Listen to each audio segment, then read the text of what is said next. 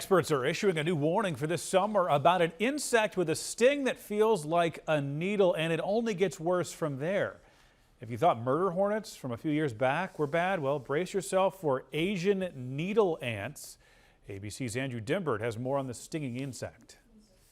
New sightings of a potentially deadly invasive species as the Asian needle ant spreads across the U.S. The stinging ant has been spotted in at least 17 states, with the insects now creeping their way into Texas for the first time ever. Wildlife officials are warning of an increase in allergic reaction to the ants. Their painful sting, which can pierce through clothing, contains venom that can trigger anaphylaxis, a life-threatening reaction that causes swelling of the tongue and throat, difficulty breathing, and weak or rapid heart rate. At least 3 people in Georgia wound up in the hospital last year after getting stung by needle ants. It comes as Joro spiders have become an unexpected part of life in Georgia. Native to East Asia, the colorful arachnids the size of a human hand first showed up in the state about a decade ago and have since spread rapidly across the southeast. Spiders, when they get scared, they freeze and they don't do anything. I don't know what you would have to do to get bitten by a Joro spider, but it's very, very unlikely, and even if it happens, it's not going to be dangerous. The Asian needle ant is not the first invasive insect sparking concern over its deadly sting.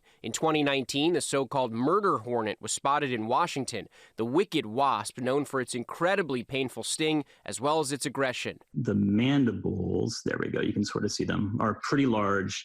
They're very, very sharp, and that's what they use to decapitate these, and then they'll mash up the thorax into a meatball, they call it, and fly it back to feed to their larvae. Murder hornets were officially eradicated in the U.S. last year. Andrew Dimbert, ABC News, New York.